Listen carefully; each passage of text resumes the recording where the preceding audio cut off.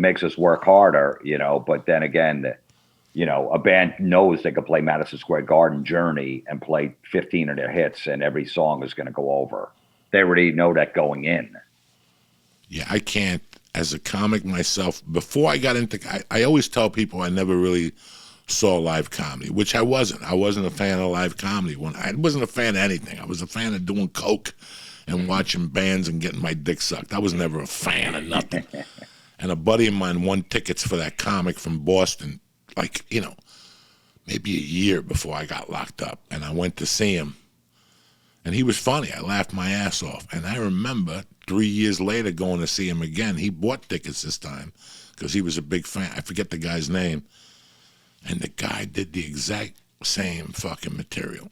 And as I was walking out with him, his name is Manny. He lives in Point Pleasant.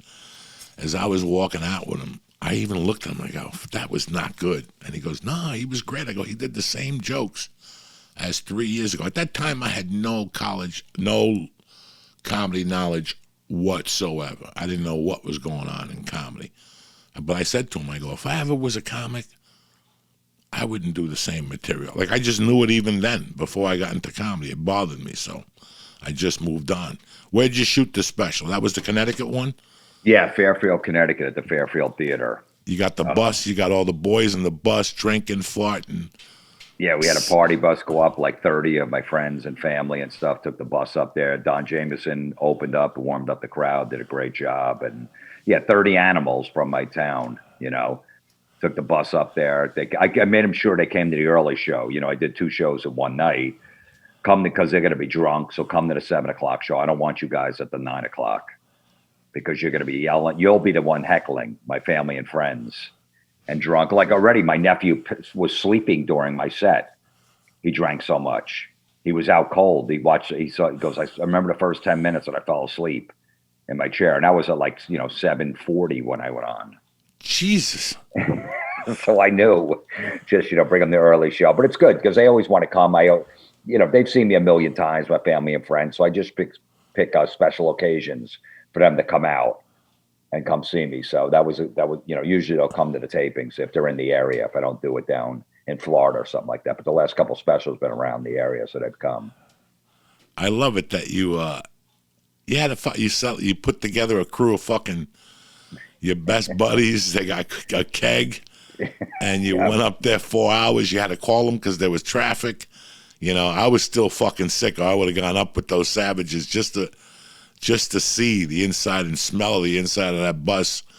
Well, but the one guy, my one friend Tony, brought a milk jug, an empty milk jug to piss in on the bus because he knew he was going to be drinking a lot of beer, and there was no bathroom on the bus. So he's like, I'm prepared. I got my empty jug if I got to go, because he didn't want the bus driver to stop. And then one of my nephew Mike's friends had a piss, and Tony made him do it in the jug in the bus in front of everybody. I'm surprised they even brought the fucking jug and didn't just piss on the fucking floor. My friends would have just pissed on the fucking floor. Those were the worst days of my life, I got to tell you. When I would come home and I had a group of friends that were buck wild and they come to the shows. And one night they came to Rascals in whatever the fuck, the main one, not the Shore. West Orange. And one of my buddies got so hammered on a Quaalude, he just fell at the bar. He was under the chair and shit. We couldn't find him for like 10 minutes. Like, where is he? We had to go behind there where he was standing and look, and he was down on the couch. That was constantly. They embarrassed me at New York, at Stand Up New York, maybe 20 years ago. The whole crew came, and 2 of my friends came that were undercover cops, and they had their badges on their thing, and they were laying on the bar, and you could see how coked up they were. They were fucking jawing, Jimmy.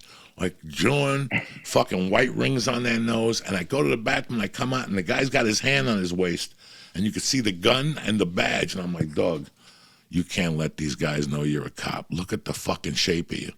And he's like, wah. I'm like, put the fucking gun away. Give me the badge. And and as I was leaving, the guy from Stand Up New York goes, hey, your friends are always welcome here. I'm like, sure they are. Look at the fucking shape of them. I would beg them, don't do coke at the club. I would be like the 5th one up, and they would do coke, and then they'd start talking, And by the time I got up there, they would be yelling and shit. I can't do it. I can't. They don't show up anymore. Thank God they stopped that shit. You always have to remind them, say, listen, this is my work. I'm bringing you my work. Please behave.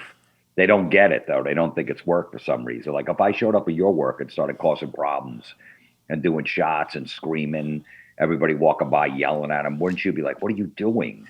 That's what you're doing. You're doing my special. My one friend, Tony, you know, Tony, I knew where they were sitting, the whole row. We gave them like the third row, my whole family. So going over security detail before the show, I said, all right, there's going to be a guy sitting in that third row right over here.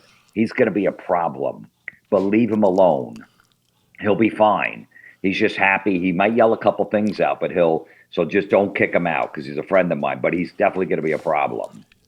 And then my manager, Tommy, goes up and says, hey, we're filming a comedy special here tonight. I just want to let you guys know I appreciate it. Please don't heckle when Jim's on stage. We're filming this and all this stuff. He goes, if you have anything you want to just yell out, just yell it out now and get it out of your system. So my friend Tony yells to my manager, Tommy, show me your tits. Like,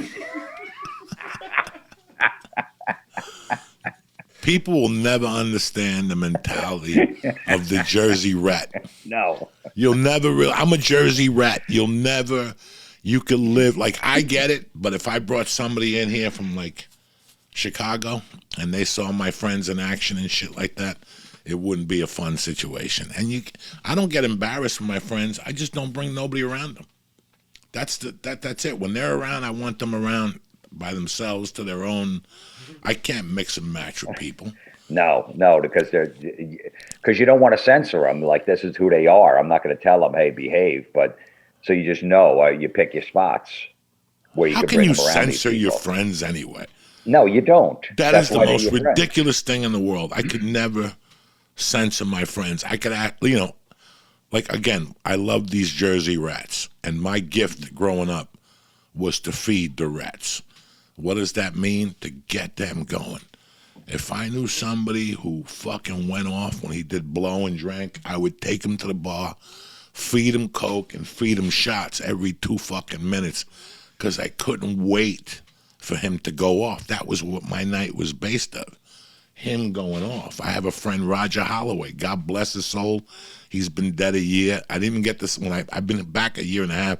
Didn't even get to see him before he died. But when I went out with him, I knew he loved Coke.